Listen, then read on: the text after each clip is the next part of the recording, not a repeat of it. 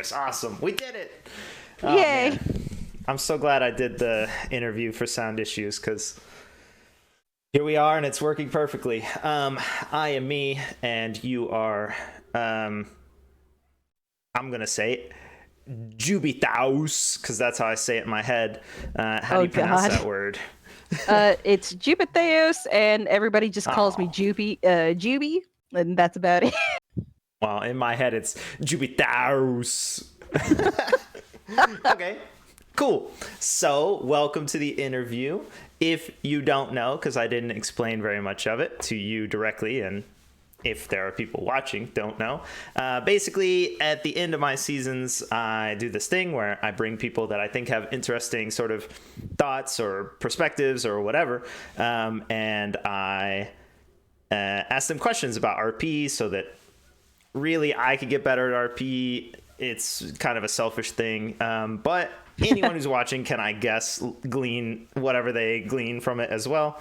And it's an excuse to like chill and talk about RP sort of outside of it, because a lot of the times we're just in our character doing our character jump.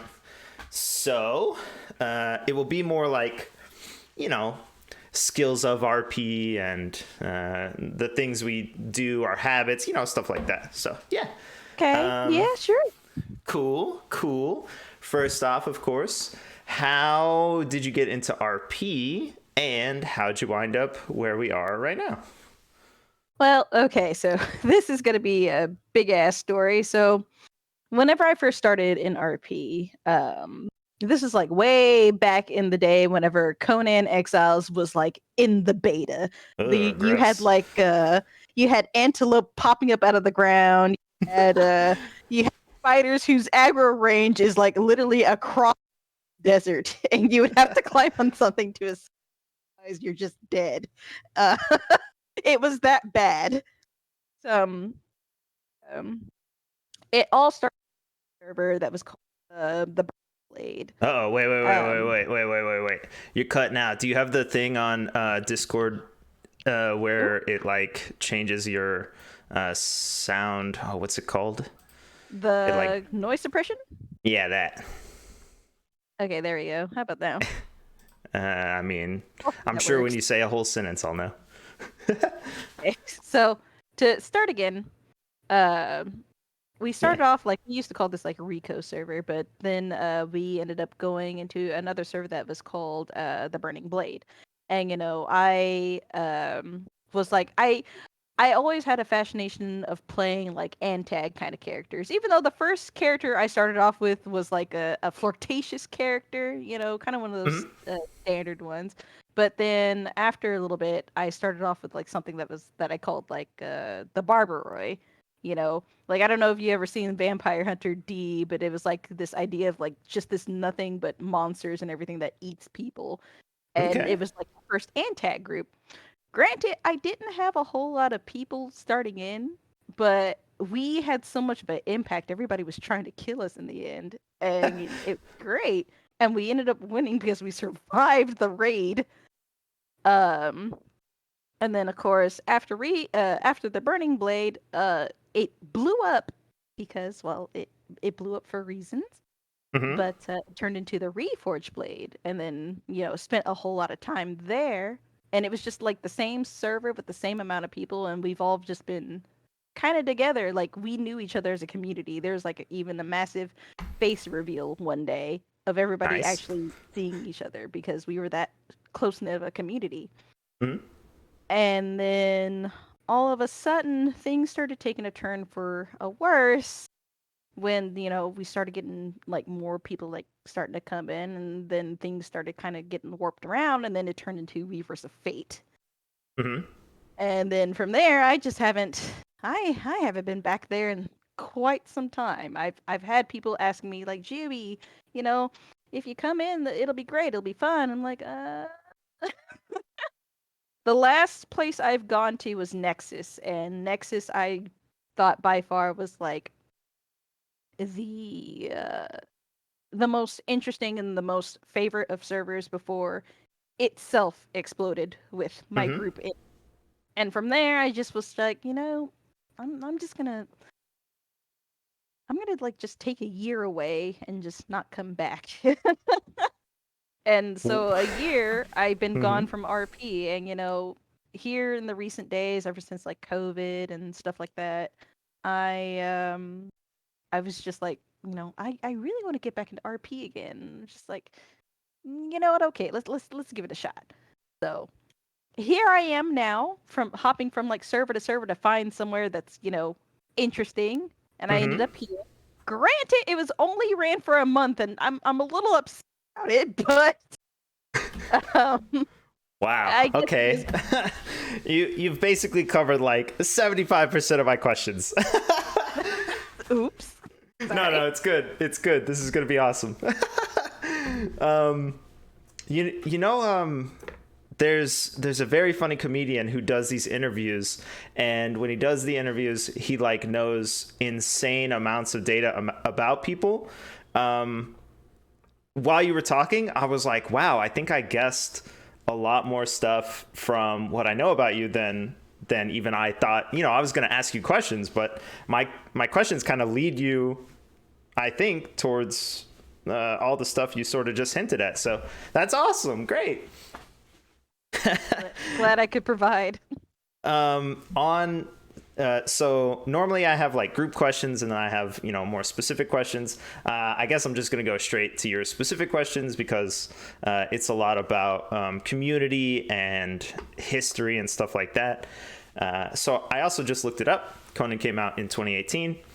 Its official release, so that's quite a bit away. That's like, Oh if you were in yeah. beta, that's over 4 years. Oh Definitely. yeah. Cool. And you spent all of your time RPing Conan only? Not so much Conan. I was on World of Warcraft for like a little while. And that had its twists and turns. And to be honest, World of Warcraft RP, it ain't really the best RP. I Mm-hmm. mean, there's a lot of like, if you ever thought that you would ever run into cringe in the most bipolar of all responses that you would get from people, it was definitely there on like Moonguard. That was Hmm. don't oh my god. As a former WoW RPer, I take no, I'm just kidding. I have experienced RP on WoW, and I didn't stick with it because I was like, I don't even. This is not me. So yeah, I get where you're Yeah. coming from. Yep. As um, soon as Final Fantasy 14 came into play, oh my god, that mm, was like the best thing ever. And I would continue to play it if if I just had the money. yeah. right Mm-hmm. now, right now, Mm-hmm. Conan is like the only free thing to really get into. Like, okay, maybe I can like find some fun here, because out of everything that I do for like RP is that I just love to tell stories. I like reading. I love telling stories. That's what I like to do. Okay, we've covered 95% of my questions. No. So, I would say, in what I know about you, that um, your Lost Legends character, in my opinion, would be far different than Forge, and your Weavers of Fate character was, as far as I can tell, different from both of them, at least the most recent iteration of that server. Um, do you think you, well, first off, do you think that's accurate? Uh, that's very accurate. I try to play characters different from each other than what I've originally played, Mm-hmm. because if I'm playing the same character again, then I might as well just be playing the same, like carry on that same character. So it's like, what's the point? So I always Mm-hmm. make my character each time with different, and if I can try. Everybody tells me not to use the voice changer, even though I'm like, I should probably use the voice changer, and they're like, no, don't do it. I'm like, fine, okay. Because if you can tell, it was hard for me to keep that low, grumbly voice. Yeah, I think you did very well in Forge, personally. If that's the one you're referencing, but Oh yeah. because I didn't hear the others. We didn't meet in Lost Legends, I don't think. Um, and I've never made a character on Weavers, even though I'm in there. But I do remember one day going, wait, after you had left, I was like, wait, was Forge doing a different voice? And I was like trying to figure it out, like, am I missing something? Is there something going on, or was it a different voice? And I had to like think back because it seemed right in the moment, and then as you left, I was like, oh, I don't know anymore.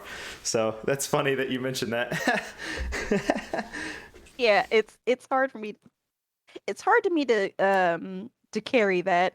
Like, I really, really try to keep a voice if I can, but sometimes Yeah. whenever I really start to talking, it just falls off. I'm like, God damn it. I worry about voice changers, so I don't use them because I have so many sound issues that I worry that it won't be on and I won't know, you know? So it Oh makes me yeah, nervous. definitely. Definitely. Okay, so you were saying that you create unique characters every time. Or at least unique experiences to you, right? Different stories. Oh yeah. When you started creating the sort of end tale of Forge and telling us that you were going to leave and do whatever you were going to do, I initially thought, oh, okay, you're going to continue this. Not that you won't ever, but then I saw, oh, you have a new character set up. So you won't be playing the same character in the next season, at least not right at the beginning. Have you ever played like a long-standing character that lasts over time? I've only done that once, and that was like back whenever she was an orc. Her name was Kujala, and this was like back in back whenever Conan was like, it's still kind of young before mods were really becoming a thing. This was whenever we were first introduced to AOC, and my character was an orc, but as much as I was trying to finish a story, well, the person who I was trying to communicate into trying to finish a story wasn't always there. So I was trying to make something to end it. And I even asked for like their opinion, and they kind of thought that I was just trying to, meta game, power game, put something set in stone when that's what I wasn't doing. And it turned into a huge big fight, and then I just never again. Never again. Okay. Actually, you know what? Now that I think about it, I did it twice because I had my first character, Nefriti, move on into another season, and then we ended up escaping the exiled lands. So that was like two characters only. Oh no, I lied. There's actually 3. Okay. I'm sorry, I'm lying to you here. I'm having to No, it's cool. remember. I experienced the same thing, honestly. Oh my gosh, I had another character. Her name this is a Darkhold character. Her name was Akasha Gorefeather, and it would be a carry on, but it was just something of a me and a personal story between me and a really good friend of mine who played a character called Donk. And well, we were essentially on vacation. Granted, it didn't really last all too long, and that's partially my fault because, well, I had other things going on. Life was getting in the way, unfortunately. So there's that. Okay, Akasha, now of course, the best vampire of all time. Go on. Yes, she is, and no one can say otherwise. Okay. True. But so that is another one of my sort of questions that I really want to dig at. And I did think, oh, you're the perfect person to ask. I don't know why, but you clearly are. There's, as you said, we're all the same sort of people in all these different communities. There might be more or less of us, and it might be like a wider range of us, but obviously we're all sort of in the same circles looking for the same sort of thing. Do you think that influences your role play or even seeing people that in a server? Does that change who you might play or any of that stuff?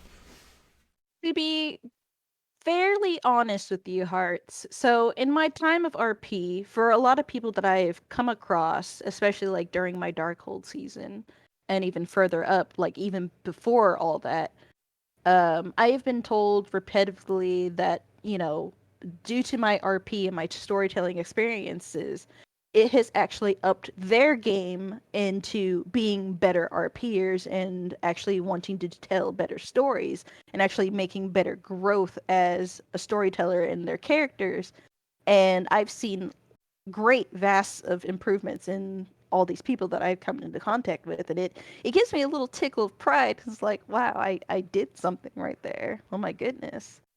And it's something that I hope that for what I do, it will encourage other people to expand more on their characters and what they're thinking and their ideals and what they want to do for their story. How do they want to portray their character? How do they want them to act? How do they want their problems to get solved? It's all about how far are you willing to go into actually making that story, be that rough, is to say the least. So I in a very far reaching past interview, I referenced a scene that I witnessed, and I think I'm the only person who saw it, and it occurred like on someone's stream who almost never streamed, and like it was this weird sort of two people talking up on like a very high gazebo on a cliff or something, and they were like looking out and discussing like the future and like all this drama and the different interactions they had as characters, between the characters and other people. And like I referenced it and I was like, that scene really made me think, oh man, this is impactful and I want to try this drama stuff, because I personally I'm all about improv and just making stuff up immediately right in front of you. So I find it difficult to get into drama and get into backstories and all that junk. And when Ford showed up, I was like, okay, cool, another person. I'll show you the Janupi story or whatever. But when you came in and sat down and you like sighed, I was like, oh yeah, we're gonna do some drama stuff, yeah. And like, it's one of the only times I can remember recognizing this is the time to do it. This is what we're going to do. I have this cue. It's very obvious. Let's go. And I think when we were talking, you talked about like, your backstory and how it was sort of wearing down Forge and all of that stuff. But I agree that there are definitely cues people can send that make us different and unique and better in whatever story we're telling. Do you have other things that you do like that? Definitely. I've actually done a lot of like good cues for someone to do something, and successfully every time someone has automatically clicked on like, that's what I need to do. I need to drive more into this. I need to unlock what this is. What is this mystery? And it has been successful like almost every single time. Other times whenever my character was like out and, talking to other people, like obviously like there's a problem, they were just kind of going about it a little joking manner and not exactly offering much of a solution to the problem, but it's still kind of one of those I want to call them dry solutions. Mm-hmm. It's there, but it's not really you know like, thanks, I guess. Like, not really a great fixer to my conundrum, but you're appreciated, I suppose. Mm-hmm. Kind of one of those. I've But been talking about because I made Janupi in order to get into backstory and intention of story and stuff. I've been talking to people on Discord about dropping hints and clues. Janupi was very easy. I didn't have to do anything. They were all just out in the open. But the emotes, and I think a sigh, like I said, is a good sort of clue. But I'm not good at emoting, I guess, and I'm definitely not good with the text stuff. Text, not tech, just to make sure. Do you have like tips on how to use it? How we can sort of emote better and show, or even just drop word tips, hints, whatever. So a good thing that I've noticed in terms of mods, which you can actually do it a whole lot easier now. So with the Devious Desires mods, you Yeah. can literally have your character, like, your character's off, standing off alone out on the balcony, she's holding her arms, just kind of just looking up to the sky, and, you kind of just want to be like, hey, what's wrong? And, they just kind of sigh and then just start openly talking about whatever they're talking about. It kind of makes it easier like that. Now, whenever it comes to emotes, that's also an easier way to do it. Like, say, um, they pick up like a knife and they were like studying it like very carefully, trying to look for something, any indication, like clues. Hmm. She picked up this letter and reads it for a little bit and then just faces it like down on the table, not wanting to look at it anymore. And she turns around and she starts crying. And you're like, you know, those are like those little social cues, like those little tidbits right there. You have to like immediately catch on, not miss. That moment's gonna be gone. You won't really get to it. And um I feel like, oh, sorry.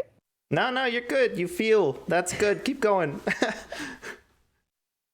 Like I feel like I'm rambling on, but No, that's literally why we're here, so that you can ramble. It's good. So it's small little cues like that, or like the character, your character's like doing a bunch of intricate tricks, and you notice a passerby come by, and they decide that they want to do some tricks along with you, so start juggling with you, actually going drawing more of a crowd. Fun, and then once this is done, Ah, you're cutting out you. again. Dang. What's happening? I don't know, but I don't think it's me. I don't think. no, it's Anyway, probably me. continue. No, you're good. Anyway, so like like I said with the performers, just juggling with a random stranger. After the performance is done and everybody claps and throws a couple coin and they go away, you start making that bond with that character that you just started, and it forms a kind of interesting friendship where you start meeting them over and over again, and Hmm. it makes it grows more story as you go on with more interaction like that. See what I mean? Yeah, of course. But uh, I guess unfortunately, I would never do that junk. As as me, like if I'm waiting in line at the grocery store and for some reason I'm not using self checkout because I'm a heathen, and I'm standing behind some lady, I'm not gonna be like, "What's up?" I'm not gonna say anything. Even if she turns around, I'm gonna be like, "Hey," and like that's it. So it's difficult to, in my opinion, identify what a character would do when in real life I know exactly what a person would do. They would continue walking, they would maybe throw the coins, but imagine a person walking up next to you and doing what you're doing. That's wild. Unless I guess you're performing and then it's more expected, but Yeah. yeah, I wouldn't do it, I guess. And I Oh guess yeah, there no. are a ton of characters that wouldn't play into that, and the one that would is the person that RPs, right? Yeah. Oh yeah. Definitely. And just like how you say with, the whole grocery store thing, like I can tell you from working in a grocery store, the things that I've seen, you cannot believe. I have actually just seen people just, just turn around and be like, "Yeah, hey, hello," yelling at their kids. And then oftentimes I've seen some people like actually be like, "Don't worry about this, dear. I'll pay for your groceries." Like, "Oh my Hmm. goodness, thank you." Like unexpected out of the blue. or they actually gave me a tip Yeah. for the first time, like, oh my god, thank you. Instead of just, I literally sat there, I bagged all the groceries, the sacker came in late, and then they gave Yeah. the tip to the sacker instead, and I'm just like, but then my sacker turns around and he gives me half the tip because I did most of the work. I'm like, Nice. So, I am the person who will speak randomly to strangers. I have no problem with it really because I don't care one way or another. But I don't know. I feel like the clues from people in real life are huge. Like huge. Yeah. Yeah. Okay. I'll have to think more on it. Of course, cuz that's what I do all the time. I just like think about like, oh, what's the next thing and how am I going to do this and all that junk. So hopefully I get better at it. I do want to ask about the emotes, like the written /me or whatever they are, the blue text. mm-hmm.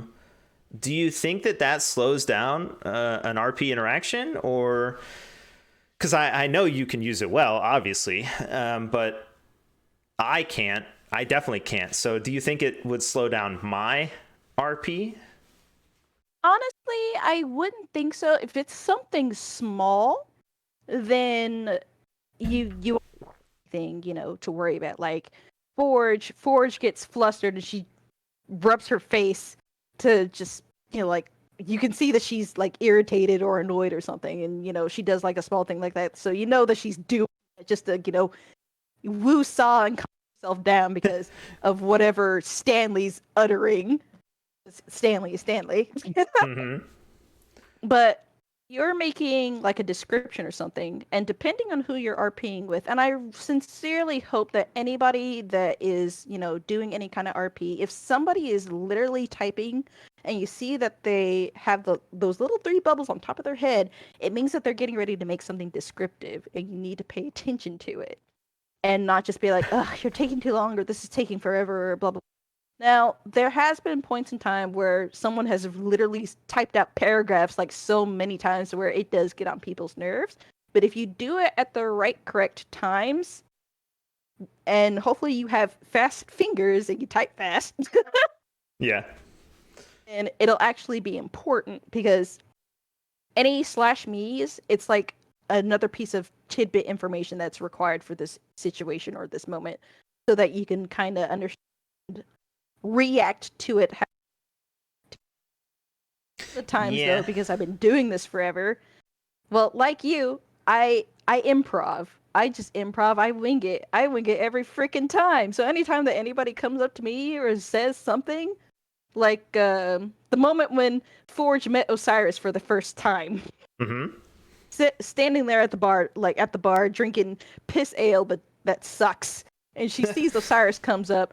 The first thought that comes to her mind, like, what is this tall dwarf? Now, she didn't say that because everybody's been saying it to him. But the one thing that really set her off was the fact that he was naked and out, where is your armor?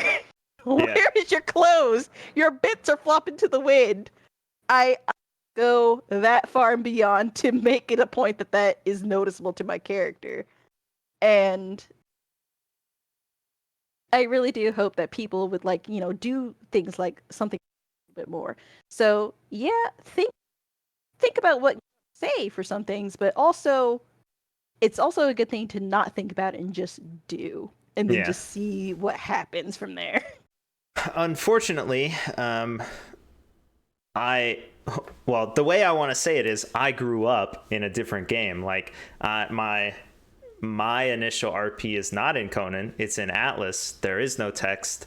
So this is a huge issue that I came across when I played Barry on Lost Legends, my first real Conan junk. I play 100% without the UI on ever. So I don't see all of that stuff. And I do that because to me, the way the stream looks and the way my character looks from behind, I guess, or whatever I'm doing, is the important part to me. But when I came to Conan, that I would just like start having a conversation and someone would go a little quiet and I would be like, okay, this is weird. Like we were ripping back and forth and now you're silent, and then they would say something and I'd be like, cool, and we'd continue, and then I would literally walk away and like open my inventory or something, and I would discover that they had said words like, or said, hey, I'm scratching at my sides, there are sores all over, and Barry never said anything about it because I didn't know. So Yeah, see, it's that little bit of information that you missed out on. yeah, and that's I actually think that there's a sound that pops up in this server that didn't pop up in that server, and at first I thought it was like a it sounds like Facebook Messenger, I think, sort of, and like goes or something, or, and then I found out, hey, it's the emotes, so that brought me back into remembering, oh, I need to look and all that stuff. So it's really awkward. But yeah, so not having this experience in the emotes and the text and all of that stuff, in my opinion, when I try and do it, like it takes me a while, right? So yeah, sure, I'm typing, but if I'm not emoting, my character literally always has something to say. I'm always ready with the next thing. But if I'm typing, then I feel like I stilt it, like it's wrong, I guess, because I should be speaking. So, I got to work on it. I saw you and the mercenary crew really did it well, because you would do it when other people were talking, and then sort of come back into the conversation, and then people could respond to whatever happened. So that was very helpful, I think, having like 4 people so that you can emote while someone's speaking. Oh yeah, it's usually it's good to have around in order to do that, because everybody's able to kind of just bounce off of each other, and whenever they feel like they want to emote. Now the real trick is having just 2 persons, depending on what that conversation is and what you're doing at the moment. So you can't be in a situation where you're like, okay, we're gonna go rob this person blind. What are you gonna do? They're quiet, and then like, okay, let's go, and then you don't notice it, and then there it is. As soon as you open up your inventory, like you need to be able to visually see they're getting ready to do or what they're whispering to you, and then be able to formulate what you're doing in that moment. Yeah. It's very cool. It's very expressive and unique, and other games don't have it. And I want to get into it. I will say I am a unfortunate convert into Conan, despite what I think are its huge flaws. But yeah, speaking of the differences of Conan and other games, I will just say in general, how do you feel about the concept that Conan is so overtly innuendo and focused on sex stuff and sexual whatever? Do you think that's true? And how do you feel? Yeah. Honestly, from my time being in Conan, even though I've dabbled around with it just for the funsies of it, but whenever I got seriously more into wanting to actually make a proper story, the whole sexual innuendos here and there, whenever they're not really appropriate for that moment, or just bathhouses everywhere. I can't tell you. I'm I'm so tired of goddamn houses. Oh my god. I know I'm probably gonna sound like a, but this is what I've seen Conan RP kind of just devolve into. You have this adult game, adults fucking play. All right, okay. You're gonna see somebody like an NPC walking around, depending on what setting you have it on, with boobs hanging out. Okay, yeah. But the fact of the matter is that if you're here to tell a serious story, yet I see you with plus size everything and everything, I'm not going to be able to take your character seriously, because all I see is a is a joke right in front of you. You're unproportional and you're a joke. So whatever you have important to say, I'm not really going to say that much to you because all I see you do is go fly around, go dance with everybody, lean on somebody's shoulder, and just be promiscuous like all the time. I can understand if you're trying to be like a courtesan, sure, but when that's when that is everything that is all that you do, what's the point? What's the point of this character? I mean, as I said yesterday during an interview, the opinions and views expressed by the person being interviewed are not necessarily those of the channel, but in general, I do agree, although I also think you could play whatever you want, and I don't care. But yeah, it's like very over the top is wild, I think. I mean, it's definitely wild. Like, I'm the same way. You can play whatever you want. I won't care. Although I do question the amount of dragons to cat ratio in a server. I do, but that's just me. But, and of course the questioning of why is somebody riding a unicorn when those are the most rarest animals in existence. But again, that's just me. But as far as everything else goes, what I kind of hope for like Conan our peers is that it's fine if you want to make this kind of character. It's okay if you want to do that. Nobody's hindering you from not doing that. The only thing I would ask for is make it a point to where your character is more than just. That's all I. I like that the last word, the last word you said cut out, so we don't know what just they are, but it could be anything. It could be anything. But no, I'm just saying, let them be more than just that. Okay? Yeah. Yeah, so how then do you make a character, and do you do the thing where you write a whole bunch of backstory and think about their brothers and their cousins and all of that stuff? Or like you said, are you sort of just improvising the whole time? So, funny thing is that at first I did not make a backstory like for this character because I was rolling in with a bunch of peeps. But then, I'm just like, you know what? No, I am going to make a backstory because I've always made backstories for my character or whatever concept that I'm doing. And whenever I looked right into that backstory tab, no one posted anything. And I was just baffled by it. I'm just like, hello? Cricket noises. So Yeah. I my backstory and I put it in there, and I was the only one in there for that whole month. And then, the new season was coming around. And I was just everybody's going to put in their backstory now. I looked about, no one put anything. So I'm like, all right, okay. I might as well DM the admins, be like, this is the Juby's backstory channel now. Nobody else posted there. I felt the same way. Let me check just to make sure.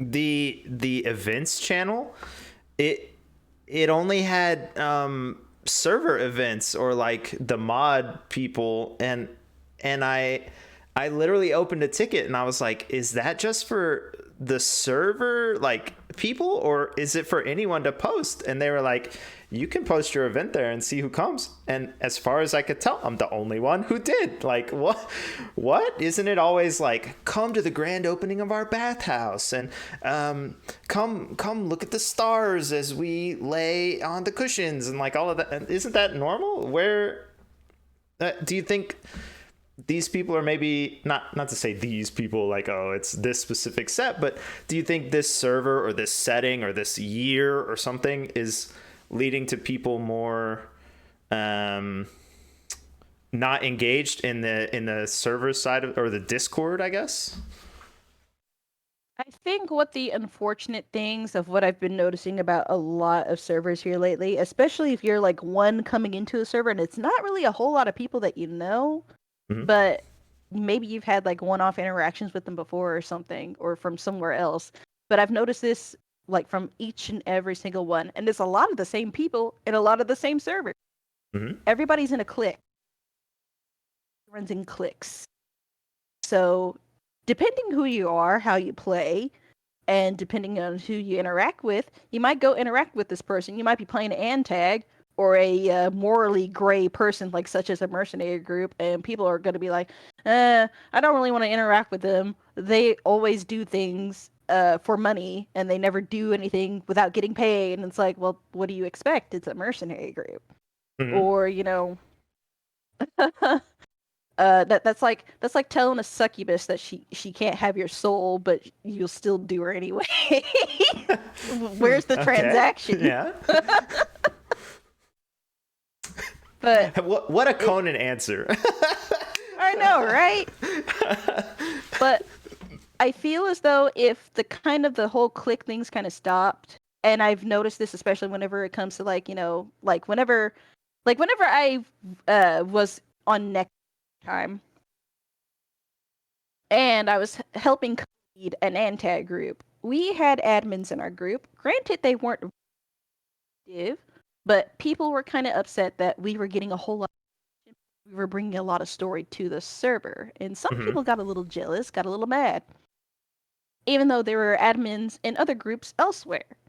But people wanted to still mess with us just because they wanted to mess with us, and that was on a day when we weren't even doing anything. Mm-hmm. But for a lot of the times, whenever people see admins in like groups, they automatically assume that, oh, this is where all the RP is going to be. We're going to go over here. We're not really going to go bother going over here. Why do I want to go over there? I don't want to talk to this person. I want to come over here where these people are. And then you just kind of see everybody just, from the main places that I've known people just hang out at, either disappear or dissipate, and it's now centered in one spot. Mm-hmm. Nobody goes anywhere else, and nobody else really interacts with anybody. And the people that aren't really getting RP are having to go out and find it. Unfortunately, Mm-hmm. it's I have to go find my RP. I have to spend like 2 hours trying to get it, and there's nobody around. There's Oh, nobody two here. There's hours. nobody there. Where is everybody? Um, so coming from outside of Conan again, we have seen the same cycle, the same community style, the same basically everything. If you took your references to Conan out of your answer fits for other RP communities, other RP seasons, and sort of what I think that we see is that a season, whatever that amount of time is, will see a specific series of events in which people create characters, create groups, and then they fall apart, rejoin new groups, and then sort of at the maybe 2.5 month time, they all start dying out and people are playing other stuff. 2 months might be a little bit long, but anyway, it follows the same cycle, right? So you got the same people doing the same cycle. So why play? Why bother? Why not spend your time on, I don't know. Call of Duty just came out. Fortnite's bigger than ever, From what I see it as, and this is me, coming after anybody or anything, but it's just how I've just kind of noticed from like the outside looking in of how I just notice a lot of people just kind of talk to each other and react to one another. It's main character syndrome. I want to be the main one. I want everybody to come to me. I want everybody to, have all answers and their problems solved by me only. You're out there, finding things for yourself and finding your own answers as well. Everybody needs to come to me, and me alone. Otherwise, RP is irrelevant to me, and therefore everybody comes in just me solely. So you could just stop. I'm gonna pat your head down. And you can go play with little Jimmy in the corner. Well, that's one of the big reasons why they play.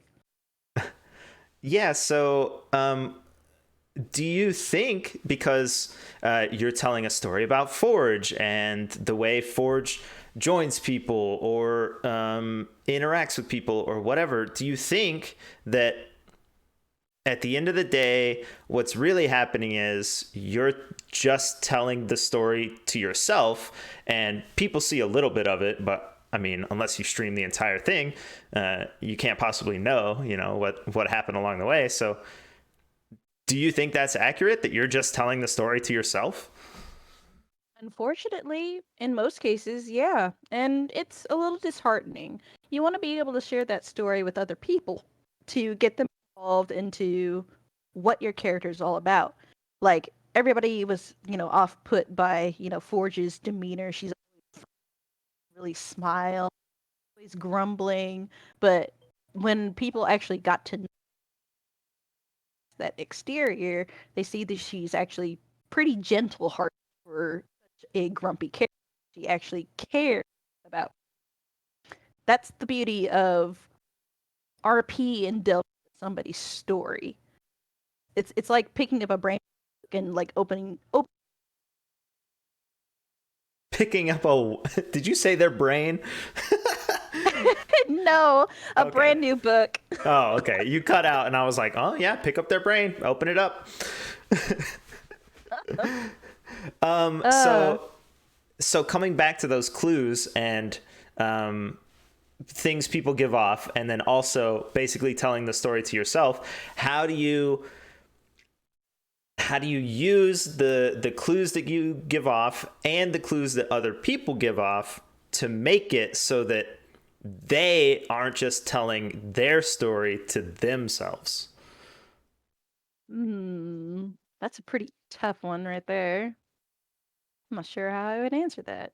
Because I will tell you, I've never written a backstory in my whole life except for Janupi. I have extreme apathy or something, and I just don't care. And I think it's really fun to just make stuff up, like I said, right in front of your face, and then tie them into other things. And haha, we made a backstory, but I just made it up, right?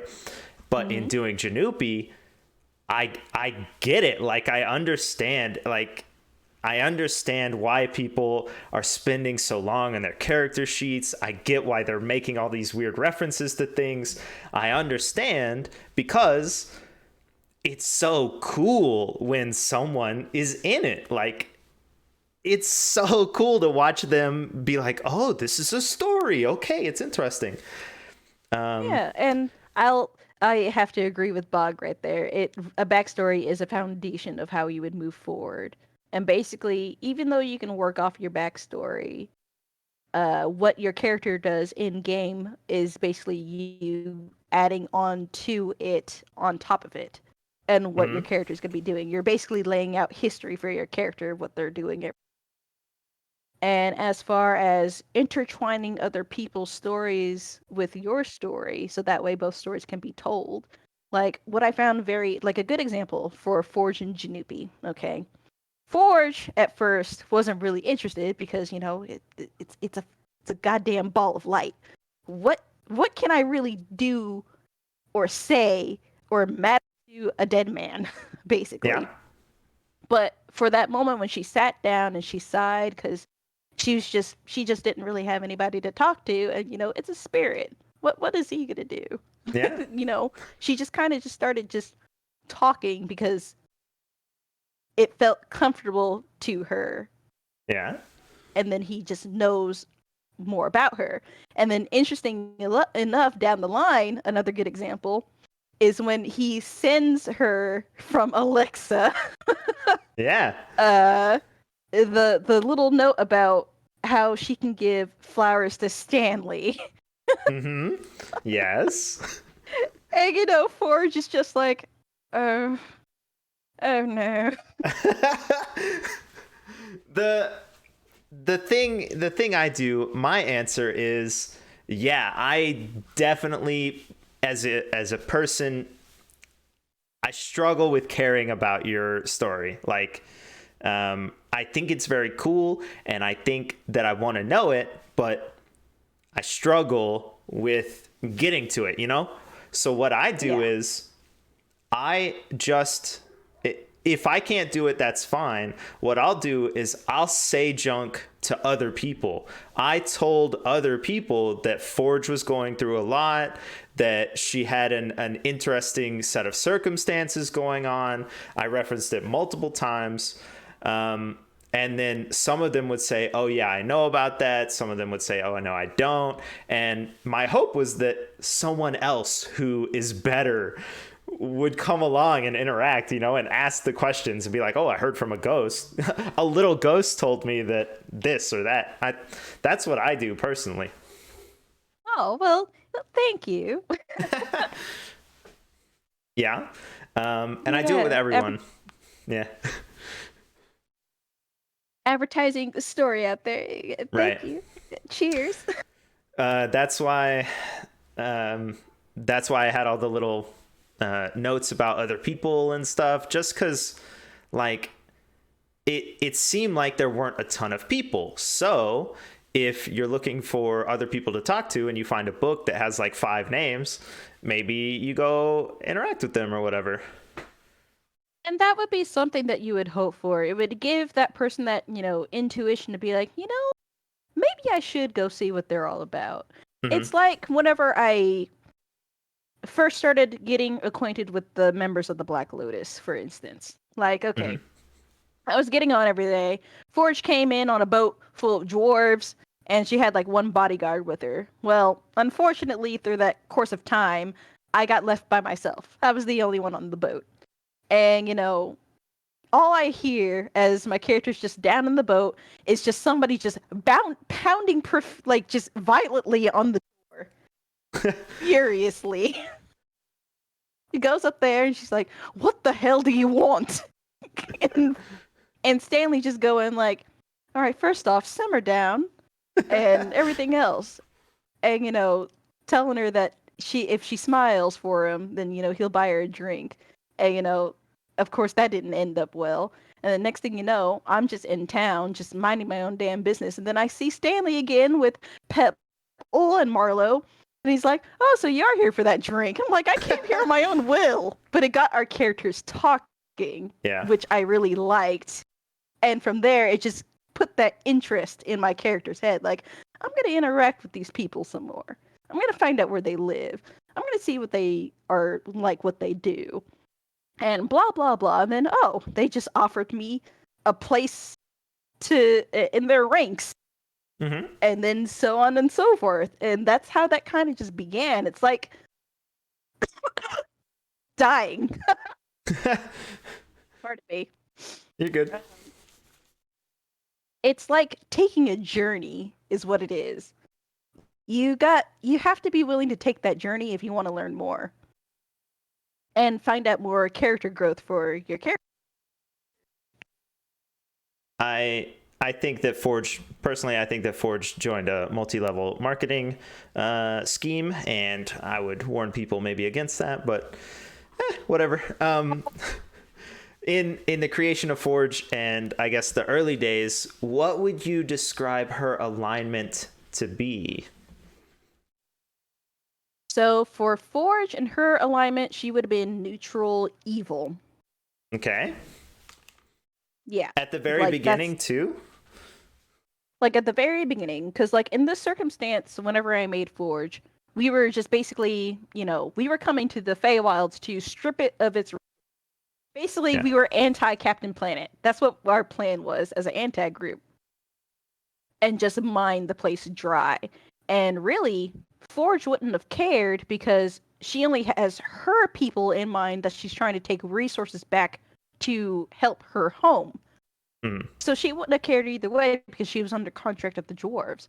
But as things went on, things changed. Mm-hmm. And so her alignment just started kind of going towards like just a neutral. She goes either way. In the benefit of others and in the benefit of herself. While I was talking to someone, I don't know who it was because I didn't go back and check your exact words, but I'm talking to someone as Janupi in the center of the house. Forge is having a discussion outside. Forge said, I guess I'll say this is a paraphrase, although I'm pretty sure pretty close. She said, "I don't approve of what they're doing, but I'm not doing it." As in, Yes. like, I'm not stealing from Janupi, but I also don't approve of it. Like, that's one of the most morally tumultuous kind of statements, because that's like a very real thing that people think and say all the time. And it's very, like you said, like a slope that goes all sorts of ways. Like, oh man, you're basically helping them by staying silent, and then, all this stuff. So do you think if Forge continued with the mercenaries this season, that she would have continued to grow more and more in a certain direction? Possibly she probably would have. However, it would have been hard because her morals would have been tested each time. Whenever it came to battle, Forge did not want anything to do with this situation whatsoever, if you've heard about it. The mercenaries were asking people for coin to fight Yeah. off, the Fae. And, the whoever she was, I think Dizzy or whatnot, who turned corrupted, she was us like 600 gold pieces if we were to bring back Medley to her and have her drink this vial or something. And Forge was just sitting there like, okay, look, I know money's money, but I don't trust that. I don't trust that at all. This isn't a good deal. Cause, on one side she understands how what she perceives as a kind of new family works. But on the other hand, she sees all of her friends that she has, a few of them that she has come to grow with, fighting and putting down their lives. Because she actually stopped to actually help Osiris. He was beat up by a skeleton. Because, so it's that morality scale that just fucks right there. So she's a conflicted character. Do you think that's difficult to play, or because it's so human, is it easier? Would it be harder to be pure good or pure evil? Now, for this kind of character, I would say it was actually kind of easy for me to play. However, if I was playing a straight up just pure evil character, I wouldn't have cared. I would have helped the Dark Fae. I would have just done it. Now, if I was a true good character, I would have probably been like, I'm going to fuck up these mercenaries. But for Forge, in her environment and her background of where she came from, it was a confliction. And that's what it would have been.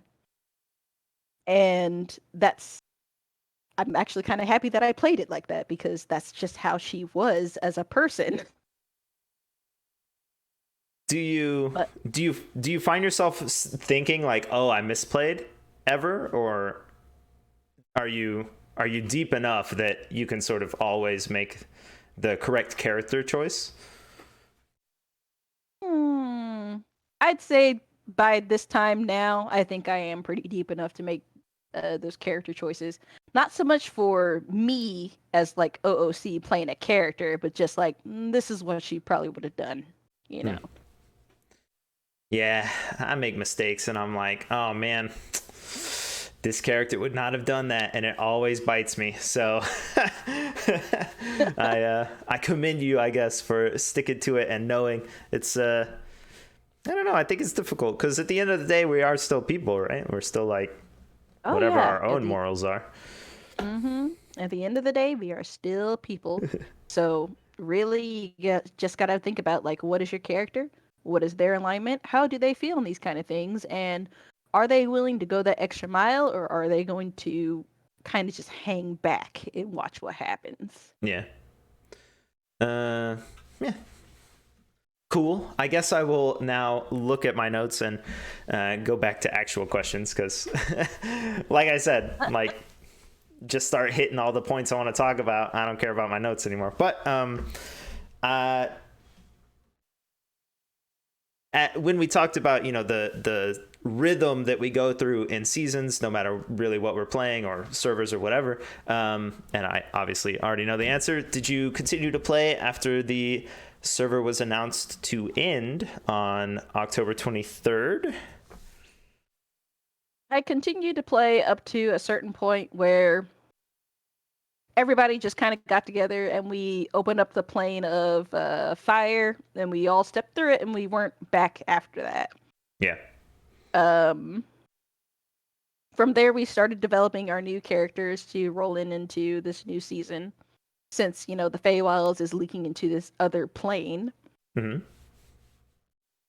Do you think, or not do you think, how do you feel about the end of season announcement that always comes, and what it does to the stories and server and stuff? To be quite fair, and this is gonna sound, it is an irritation jab, but I'm just gonna say this.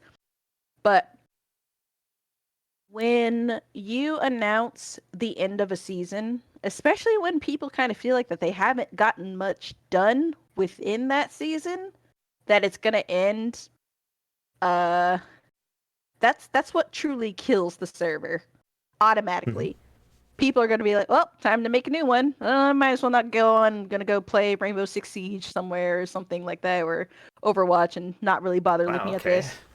Rainbow Six shout out. Okay, interesting. Cool.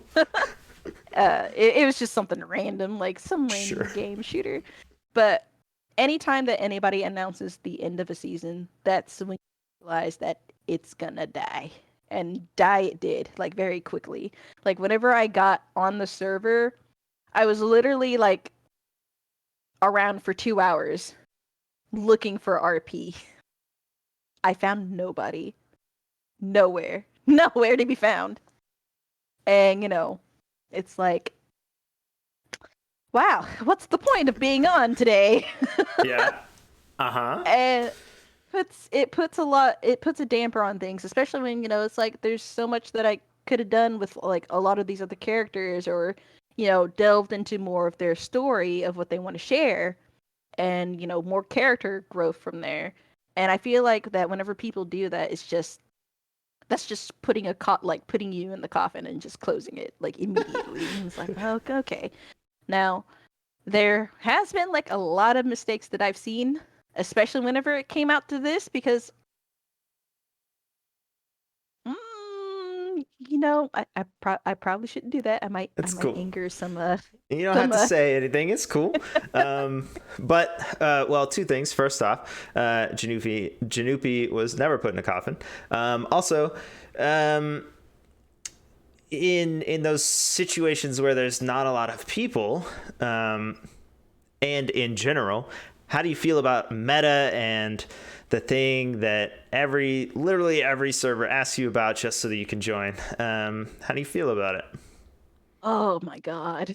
I can't tell you how many sheets that I had to type out, how many questionnaires of what is meta and everything else. Mm-hmm. It's like beating a dead horse. I'm sick of it. I'm tired of it. I've been through the rodeo so many times. Now, whenever it comes to meta, people are going to do it. They're going to do it regardless, even despite the fact that, you've gone through the questionnaires and everything. They know what it is, but they're just going to do it. That's what it is. Sometimes some people are just going to be like, hey, you want to get on an RP with me? I'm going to be here. And they'll be like, you know what? Yeah, sure. I'll do that. Now, something like that, I'm fine with, because it's like, hey, I don't really have anybody with me right now. Don't got anything going on. You want to actually have some character interaction? Okay, yeah, sure, go for it. Now, when anybody is like, just blatantly just, stream sniping your stuff or something like that, now that's on a totally different ball game, and I've had to deal with that before. And I'm not the one streaming. It would be like another friend of mine, and oh my goodness, that was a headache and a half, man. That gives me a migraine thinking about it. So, in my opinion, those people who are stream sniping or metaing or whatever, just like you said, they're gonna do it anyway. Like, they're gonna read your name over your head, and they're gonna check the list and see if you're on, and they're gonna do all that stuff anyway. Yep. Does it sucks, but does it even really matter? Like, they filled out the same survey. They obviously know how to answer the question. So it's semi-intentional, at least. So does it matter? Like, can't you just have this weird interaction and then just leave, you know? I mean, you could. But the bad thing about what I've noticed for a lot of metagaming is that sometimes it can be kind of dangerous. Because there has been some cases where some people would metagame so badly to the point of where it just makes that other person not want to play anymore. Because, like literally you had all this planned out, you had everything like lined up on the chessboard, you had all your pieces where you want them to be, and then someone just comes in and just puts their piece automatically right next to yours, just completely throwing off the whole board of what you had planned, of what was already set in motion. And they just decided, well, I'm going to do this. And it's like, what do you mean that you're going to do this? Did you even ask me permission or anything? You just did it. But that's an interesting idea, because at the same time, one of the main tenements of RP is don't plan stuff, don't script things.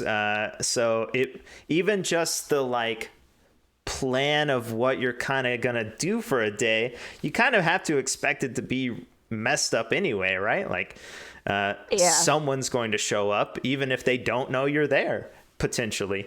Those are the kind of interactions that I would be happy to have. It's the ones that just automatically just pop up out of nowhere, or just hanging around your out of nowhere and just there to be there. Like, why are you even here? And they sit there and they don't say anything while everybody else is talking. That's the kind of stuff that I don't like. It's like, what is the point of you being right if you're not going to interact? Or you just decide to just be a little gremlin and just steal out of our stuff while we're just talking. Right. Okay. Like, we blatantly see that you're right in front of us. You go off screen for like a while, never to be seen again, and then we have trader notes. Or kind of ridiculous. Okay. I think all the servers ask us the same question because I guess bringing it up over and over again might help stop it. But no. If anything, I think it just encourages it. Okay. I personally don't think I care that much, but again, I don't normally play the type of characters that I think I see other people playing, with like secrets and disguises and like lore and ties to things. And I do think it does impact those people, because coming back to telling the story just to yourself, how do I say it? It's like a they like sat in their room and they were like, haha, this is gonna be great. I'm gonna do this thing and I'm gonna have this whatever. And then they start and someone comes up and they're like, I know, I already know. I don't need clues. I already know. That sucks, right? Oh yeah. Like I have a very good example of like, this is like a form of meta that was just ridiculous, and it's still seared into my brain as of, why did this even what were you doing? Wow. This was back like whenever I was bringing back the Barbara again for like a second time group around, because my buddy was like, I would really love to play this with you, and this would be a great blah blah blah, I think we're gonna have fun for like this concept. Like, okay, yeah, you know what, sure, why not? I haven't played Antag in a little bit, sure. All right, first example, I literally sat in meetings with everybody that was like going to be part of my group. I ran through everything, ran through the backstory, ran through everything else. Like, okay, does anybody have any questions? Like, nope, understand everything. All right, okay. Like, for real though, if you have any questions, please ask me. Like, no, we're good, Juby. We're good. Okay, all right. Game day happens. All of this starts happening. it's only the first day. And then 2 days later, someone else is like doing something that would literally expose our group. We're not even in through the week. And the next thing I know, one of my people who literally did not, you know, understand the character of what they're playing within our group, who says that they're not a Barbaroi, but they're like something that outside of the group that we brought in, like, no, that wouldn't have happened because you probably would have been killed or a slave if that were the case. And then we had to like go into like the whole reasons of that. And the next thing I know, I see that person go up to the enemy people who we planned on trying to get into a conflict with because they're monster hunters. She literally tells them, like their leader, straight up that they're a Barbaroi, and he was just looking at her like, and he knows that I was like gritting my teeth on the other side of the monitor because he was streaming, Yeah. and he's just like, where did this crazy woman come from? Get her out of here. And I'm just like, Okay. oh my god. So I literally, me and a buddy of mine literally just said we're jumping ship because Yeah. that was just, I'm not sure if I would call that meta though, I mean, but it was definitely on a level of, what are you doing? yeah, so that reminds me of like Atlas stories. People did the same things, ran into that same situation. Although I personally, I guess I can't imagine planning it in a meeting. That sounds crazy to me, but maybe someday I'll get there. But yeah, so like I said, it's wild that all of these servers and all these different games across them all, that RP is kind of this thing that we struggle with and we play through, and then like there's all these common problems and there's all these common victories, because there are of course tons of victories. Oh yeah. How do you, so you said you took a break, and then you came back, right? Mm-hmm. But obviously before that and probably after that, it sounds like you have a lot of experience talking to people who don't want to play anymore, like, and potentially you were one at one point. How do we, like, how do you feel about when you approach someone and say, hey, I have this idea and I think this would be fun, and they say, oh no, I don't want to play anymore? Well, in a way, I would be a little disappointed, but the thing is that I kind of planted that idea in their mind. Like after I told them like a little bit about it, they're like, well, they'll think about it. And Yeah. it's like, they had RP with me before. They know what I'm all about. There's nearly nothing. So it's like, why not give it a chance?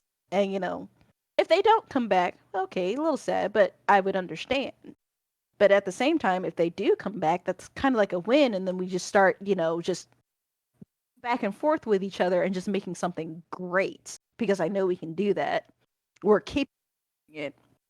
And anybody that gets roped in with us end up getting that experience, and then start getting that experience, like trickle down on them, and then they start amping up their RP and expanding to be bigger, you know? Yeah. So, yeah. So I brought this up because when I was doing research, I actually found a conversation with you and a person who I consider my friend. So I will go ahead and say you two are probably friends. I'm not going to name them, but based on what I read, right? So, okay, we have this mutual friend. I have asked that person several times, hey, do you want to play this character with me? Hey, there's a new server that started up. Do you want to come hang? Hey, there's whatever. And they're like, no, I'm not really down for RP. And I worry personally, because if we're all the same people and all the same servers and we're all in the same circles, right, we are probably friends. But if someone says, oh, I don't want to play, will we lose that friendship, right? Because it takes so much to RP. Like, you have to spend all this time and energy. You can't give it to this person who's not doing that. And I just worry that like you lose friends that way, which sucks, but is also life. Yeah, it absolutely. And all in all, to be honest about it, just because I've stopped RPing for like whatever extended amount of time, it doesn't mean that I'm not gonna just sit up and just not DM you off on the side and be like, "Hey, what you doing?" and all Mm-hmm. that stuff. Nothing says that I'm not gonna still not talk to you because I'll always talk to you. I might not, reach out first. You might have to poke me, but vice versa. But um, no, I would still consider you a friend. And if you did something to slight me in a way, or we just like butted heads just one day, like really badly, then I will tell you about it. I'll let you know. Yeah. Pardon me. I'll let you know if I felt this kind of way and make it known that you made me feel like this. And we either talk about it like we are adults, or, nothing really just comes from it at all. On I guess I would go with Crow's. On Crow's comment of it being just a social game, like people feel that way. 100% IRP because there are captive people willing to play with you even if they don't like you because it's part of the story. And I do think that it's something that you can't find in Fortnite, even though there's RP in Fortnite, but like playing the normal mode of Fortnite or whatever, you're just going to have someone who wants to play that game and then it's done, right? Like 20 minutes, cool. They might stay for the night, but you probably aren't going to have the like repeated meetings and like discussion and like in-depth stuff. It could happen. I've seen it happen, but RP is completely different. Like it is inherently social. You're just not yourself, which is crazy. It's definitely not yourself. Yes. Okay. Well, then, let's look at that. If I'm playing a character in which I only breathe in to speak, and you're playing a character who's fire infused humanoid with horns and all sorts of stuff, and we spend, let's say, 20 hours out of 120 talking, are we friends? I'd like to say we're just more of good acquaintances. Okay. Yeah. But Good I acquaintances. I do think that any of these people in these servers, we could be friends. Like, I, like, oh, I could give them ideas, or we could discuss maybe hanging out together, and then it leads into becoming long-term friends. I think, and I think that's the goal of a lot of people, personally. Yeah. I mean, I'm gonna agree with you there. Like, anytime that anybody's like on like a server or anything, and you RP with this person, they turn out to be like really great. Then yeah, I would love to strive and just be their friend because I think that they're naturally a great person to hang out with. They're cool, they're chill, them a lot, and it's just like trying to make friends when you're like out on the playground. You want to be able to have that social companionship, and for a lot of people nowadays, unfortunately, like RP is a way of extending that hand out for someone to just kind of grasp it for that kind of relationship to actually have people to talk to, and that's just kind of what it is nowadays. And it's a sad thing, but unfortunately whenever it comes to real life, depending on how you grew up out of school and everything, depending on where you came from, you might not have left out with a whole bunch of friends, or you had a bunch of friends but now you're only talking to like two of them out of like five or six. Wow. Okay. And You clearly did your research as well. No, I'm just kidding. but it's not so much research, it's life. I'm experiencing it like right now. Hmm. I have a friend of like 18 years, 18 years going on strong since high school with another friend of like 5. Another good friend of mine, we didn't really talk a whole lot, but we talked every now and then, and even a couple times. We even RP'd a whole bunch too, but I wasn't as much of a, best friend, just a friend, but he died recently. Ah, dang, that sucks. Yeah. And I knew him in real life. It That's it it's terrible. it kind of hurts. It Yeah, hurts. for sure. Well, how do we um is it acceptable then to DM people and call them out in chat, general chat? There's a whole channel for saying people are great. Um, is it acceptable to DM people and try and build that, relationship out of the game and say, hey, I think your RP is great. It's so interesting. It's unique. Is that the way we should go about building new friendships, or is that In kind of my weird? in my personal opinion, even though most people would find that kind of weird or like creepy, I honestly think that it's a good thing that for you to like do that, because that's like letting that other person know that what they're doing and what they're trying to accomplish, they're accomplishing it and it's being recognized, and it makes that person understand and feel good that, hey, I'm doing good here. Mm-hmm. Thank goodness.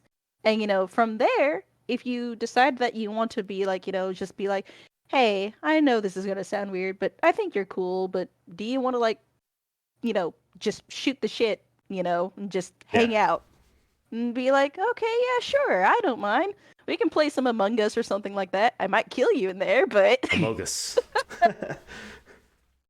Well, um, I I I've done this for years at this point, and every single person I've spoken to is like, yeah, I mean, DM me if you want and say it's great. And I also have to ask, because Preceptor just said the thing I was about to say. Rude. We are on the internet. Directly messaging women is oh yeah, occasionally frowned upon in depending on the content. But in my opinion, just the statement to a person, hey, I thought that interaction was great, or your character's great, and expecting nothing else after that is, I would think, mostly acceptable to most people. But I gotta ask, because you might have a different opinion, so.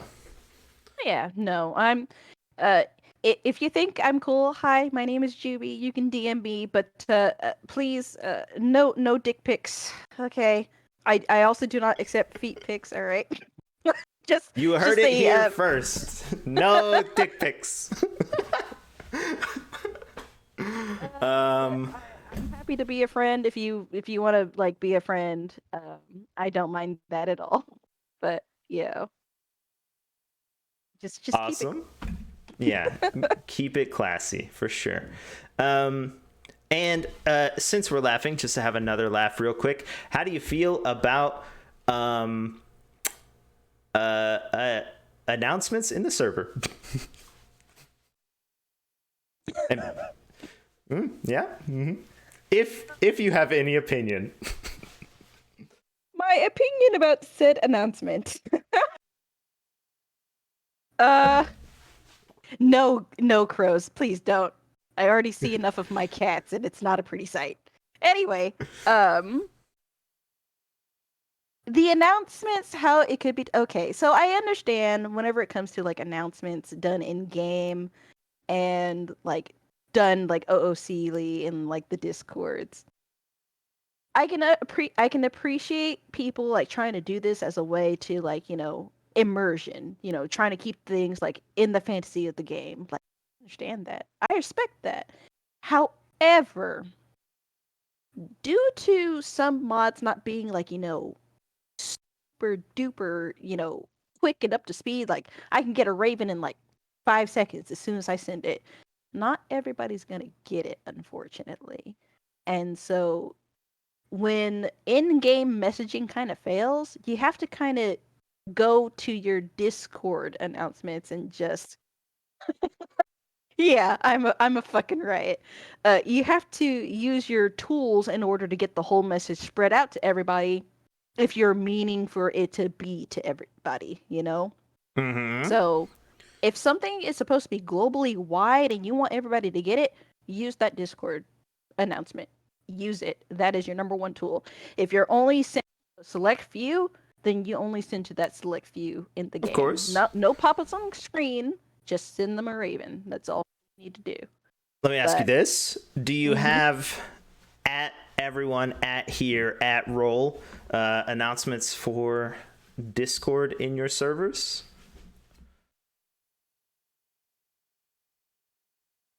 I'm sorry, I pulled the blank. Can you repeat that one? Do you have the at everyone at here at roll, whatever your role is, enabled for your Discord servers that you RP in? Ooh. About that, Hearts, I mean, I only have like 900 messages in my Discord that's unread, Uh-huh. but So go ahead. Yeah, if you got an answer, I'll take it. Yeah. for some RP servers though, I do have them turned on if I am currently playing in that server. If I'm Mm-hmm. not playing in that server at that given time, then I have it off, just off. I Yeah. don't flipped every time. Yeah. So I gotta say, because it is a leading question, and it's not just you here; it's me also. My opinion is, holy f, we get so many freaking pings. I can't believe it. Like even people I'm talking to who aren't actively RPing are like, gosh, this is a lot of pings, like millions.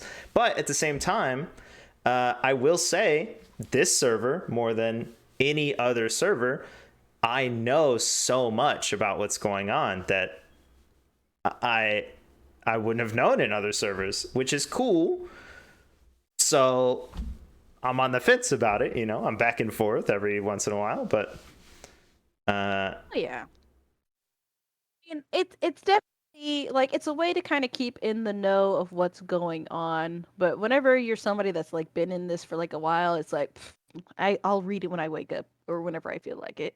Or if I see that there's like a blip somewhere, then I'll click on it and be like, oh yeah, okay, sure. But yeah. um, for a lot of people though, it's actually very helpful for them, so I can understand why they need it. So yeah. Don't judge me for my unread messages.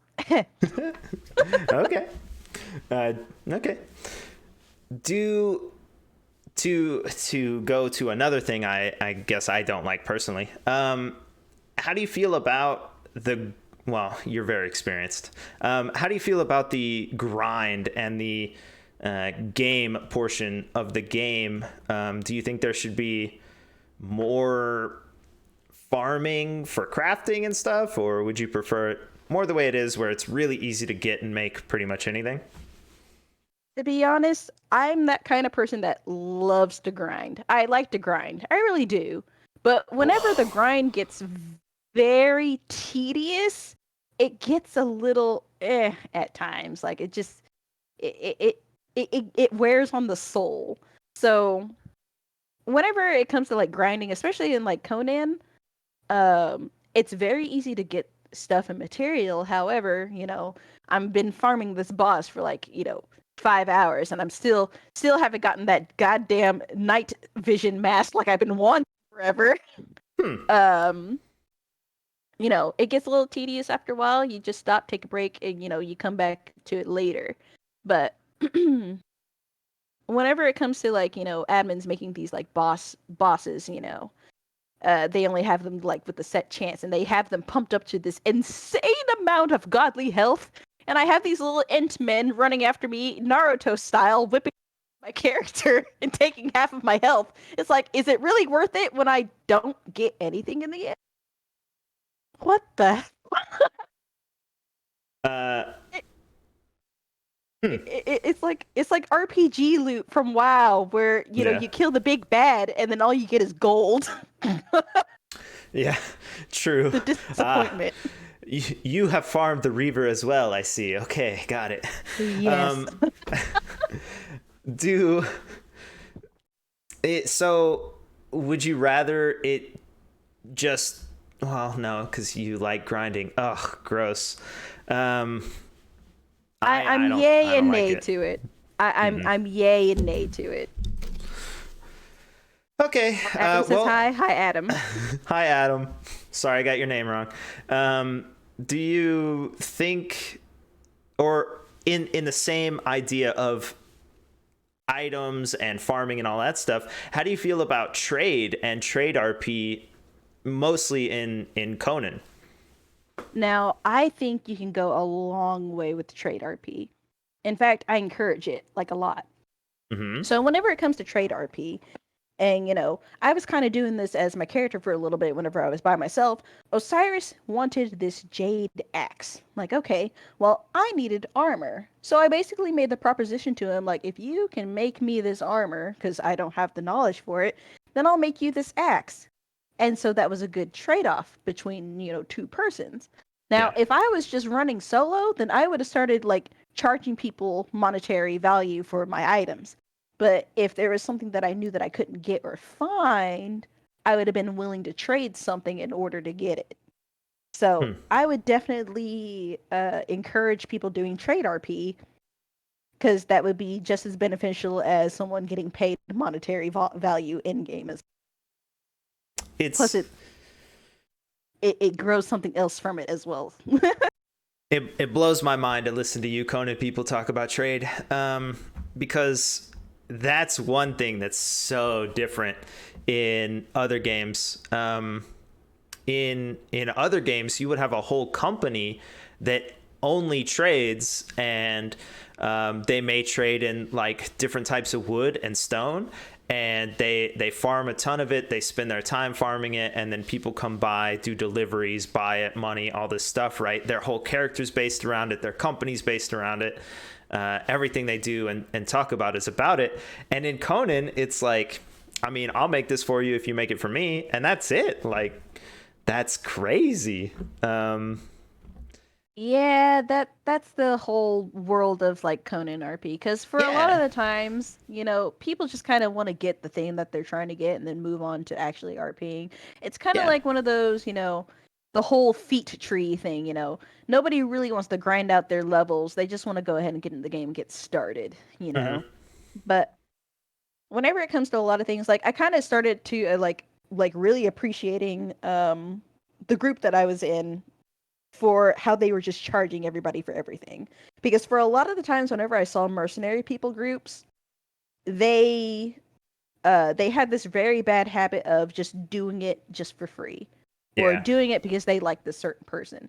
I've Hmm. never done that with my antag group on Nexus. Anytime someone needed something or they needed to put out a hit on somebody, I would be like, "Where's the gold Yeah. in I order to I do fully this?" support that personally, as a former player of a scam artist. Very well done. Uh, I also play very hardcore, so that sort of lends itself to sticking to a character because, like, I don't have all the information. Speaking of information, did you learn how to play the game through RP? Uh, funnily, I want to say yes and no. Mm-hmm. But then again, I just kind of just like was off in my own little, whenever I was like first getting into like Conan, like actually learning how to play the game. Mm-hmm. Like there wasn't really any RP anywhere. I was just learning how to make stuff. This is how you make a house. This is the tier tree list. Like, okay. So I started getting better at it each time as I went on. Okay. But then there's like RP mixed in, and then I started having to learn how to do that with it. So it just kind of started rolling together in kind of a tumble right there. Okay. Then I will ask you and tell the people. It's a long running joke that I have no idea how to play Conan. I've never built except for the house you saw, and I don't level and I don't know how to do anything, right? So I have a character planned in which I will learn how to play Conan, okay? Oh. And I'm planning to start at level 1. Do you think that is feasible in an RP situation like any of these servers where there's like werewolves and zombies and like all sorts of crazy stuff. Oh boy. I mean, you try and do that. But I will say you did a very good job on your house. But as Thank far you. as learning to play Conan at level 1, Hmm. well, I mean, at least you might be able to get something out of it. You might be able to, hitch a adventure ride with somebody and go off and like go kill a couple things. And you might, learn from like the feats and books from like the different villages. So you might actually get something out of that. And from there, on top of that too, that also give you and the other person opportunity to understand each other's persons, Hmm. And just like Crow That, said, character growth. that's funny you mentioned that. I forgot all about those books. I read one of those as a character as Barry, and I was like, oh, what's this book laying here? And like junk happened on the screen, and there was like a noise and stuff, and I was like, I have no idea what's happening. I didn't know if everyone could see it or hear it. I didn't know any of that stuff. It was very funny. It's going to be very fun for you to go and find the ghosts and learn their movement expressions. That's going to be great. Oh, great. Okay, well, sure. That's upcoming at some point. So I'm glad you think it is possible. Yeah. On the Exiles map, is Exiles the normal one or the wait? The Exiles map is indeed the normal map. Okay, That with is like the the base game sand map. and okay, got it. Mm-hmm. Hey, That is the base game. I've walked around that one. I've been places in that one. I've never seen anything on the map we just played, except for where Januppi's house was. So that's cool. Yeah, people would come by and I would tell them about the neighbors or whatever, and then I would just sort of guess where they lived because I had never explored and I didn't know what it looked like and I didn't know where anyone was. So Oh my goodness. it was funny. To be honest, I wasn't really sure how you were, how you stayed sane by just being a ball of light in a house by yourself with only passerbys to come in, maybe just steal some of your items and then leave. Yeah. like, oh my god. Well, the way I did it was I wrote all the backstory in the downtime. So I just every day constantly thought about like the different characters. Yeah, she thinks I'm saying, oh, you don't know. I play hardcore like that all the time. That's what I think is interesting. So, but yeah, like that's what I did in the downtime. I just wrote the backstory because I really wanted to focus on it, but I didn't want to like spend a bunch of time off screen doing it. So I made a character that worked out and had a bunch of downtime, and then I just did it. No, okay. Well, Yeah. that's definitely a way to do it. Yeah. It was a learning experience, and that was the whole goal. So now that I've got that sort of background, like many people do, of like making a character with background and all that stuff, now I think I could do it a lot faster because I know what to focus on, and I could probably do it, off screen and then start a character and explain it from there, Yeah, you can definitely do that. Well, I'm curious as to though, what are you going to be playing for this season? So I don't have a strong intention to actually play in this season. So what I did was I put in a character sheet or whatever for one of the bit characters from Januppi's story. Since Januppi existed for hundreds and hundreds of years, they would have been old.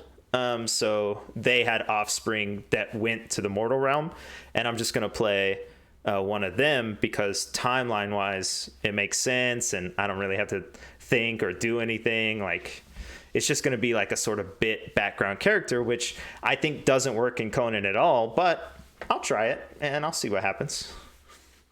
Okay, I wish you the best of luck. About to Thank say, you. because if you're coming in this season, you might not have liked my character too much. Oh, I mean, I'm okay with that. That's fine. I've I've met your mercenary companions' other characters, so based on those interactions, I think I'm pretty chill with a lot of characters. Okay. Let's I just see. pray for the other poor souls out there. Okay, okay. You can come by and we'll just hang, and you'll be like, oh, okay, this is okay, and then you'll just probably leave. But yeah, cool. Speaking of your mercenary companions, I'm going to interview one of them after this. So, Yay! Now I can mess with them as they've been messing with me because yes, they've been adding me in the Discord. of course, like you do. Good grief. um, oh, go ahead. But no. Well, I was going to ask, do you have anything you want to say to people who may have never started RPing or maybe don't know about Conan, or anything you want to say to like the community at large and all the people who are around? Well, for one, Bog, I'm not going to mention anything about the Conquering. Secondly, um, for the community at large, for someone that's been away for like a year, and I've come back, and some old faces and old names that I've seen, and to meeting some of the brand new ones. It's nice to meet you. I hope that from going forward, we can kind of learn and grow from each other in terms of storytelling, and then hopefully expand in the universe of actually making a solid story. And hopefully through that, you'll be satisfied with how your stories turn out in the end. And really, in all honesty, I'm just another character playing within your story just as you are in mine. And however our characters interact, whether it's going to be good or bad, it's always going to be a good story nonetheless. And for those out there who believe that because I haven't spoken to them in a long time, uh, if you honestly want to talk to me, my DMs are open, whoever you are. Um, if there was something that was like misunderstood somewhere, then please explain. I don't mind hashing that out. I kind of want to like put things to rest, put old things to bed, if if that is a possibility. And I'm open to it. Just got to know if you're willing to be open to it too, and hearing my side of things as well as I will listen to yours. And that is it. Awesome. I concur wholeheartedly, because I think that's a feeling and a sentiment a lot of us have. So, yeah, definitely. Ditto. All right then. All right, cool. I'm gonna say I've been nervous about this entire time. So if I sounded shaky, I've been nervous about this Oh, conversation. yeah. Don't worry. Everyone's always nervous. I'm the most nervous. So, yeah. I appreciate your views and your time and the fun we had along the way and all that stuff. Playing the game and also during the interview and junk. Yeah. I will, I guess, say goodbye to you, and then I will set up the next one. Yay! Thank you guys. Yeah, okay. What Crow said, exactly. Yeah, we're all just kind of nervous. Yeah, Lordy. cool. Goodbye. Thank you. Goodbye.